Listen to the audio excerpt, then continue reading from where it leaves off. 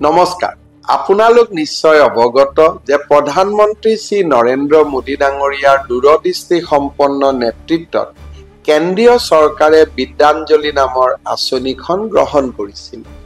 এই অভিনৱ আঁচনিখনৰ জৰিয়তে সমাজৰ বিভিন্ন শ্ৰেণীৰ নাগৰিক, অৱসৰপ্ৰাপ্ত বৃত্তিধাৰী চৰকাৰী বিষয়া, বেচৰকাৰী সংগঠন, সামাজিক সংগঠন আৰু কৰ্পৰেট সামাজিক দায়বদ্ধতা গোটৰ সাহায্যৰে আমাৰ শিক্ষানুষ্ঠানসমূহৰ গুণগত মান উন্নত কৰিবলৈ এক মহৎ লক্ষ্য লোৱা হৈছে। সমগ্ৰ দেশৰ ছাত্ৰ-ছাত্ৰীসকলক উচ্চমানৰ বিশিষ্ট শিক্ষা আৰু আৱশ্যকীয় আন্তঃগাঁথনি প্ৰদানেৰে বিদ্যাঞ্জলি আঁচনিখনে ইতিমধ্যে এক সুদূৰ প্ৰসাৰী ফল দিবলৈ সক্ষম হৈছে। অসমতো বিদ্যাঞ্জলি আঁচনিখনে উল্লেখনীয় সফলতা লাভ কৰিবলৈ সক্ষম হৈছে।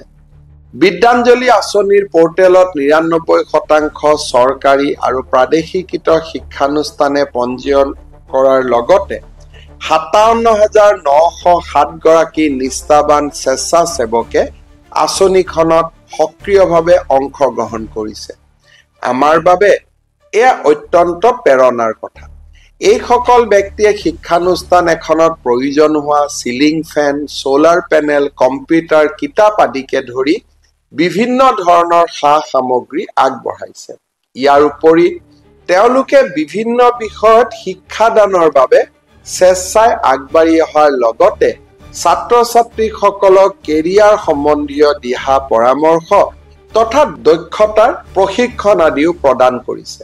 এক কথাত বিদ্যাঞ্জলি আঁচনিখনে সহযোগিতা আৰু সামাজিক একাত্মবোধৰ এক অনন্য সংস্কৃতি গঢ়ি তুলিছে।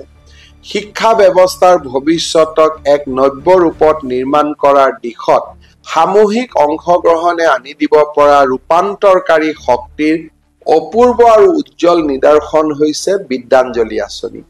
এনেকৈ আমি নিজে আমাৰ নিজৰে সন্তানসকলৰ মংগল কামনা কৰা আঁচনিখনৰ নামেই হৈছে বিদ্যাঞ্জলি।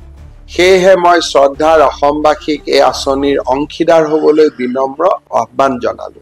আহক সমাজৰ উজ্জ্বল ভৱিষ্যতৰ হকে আমি সকলোৱে এই আঁচনিখনৰ অধীনত স্বেচ্ছাসেৱক হ'বলৈ আগবাঢ়ি আহোঁ আৰু আমাৰ শিক্ষানুষ্ঠান আৰু ছাত্ৰ-ছাত্ৰীসকলৰ মংগল যাত্ৰাত নিজকে জড়িত কৰোঁ।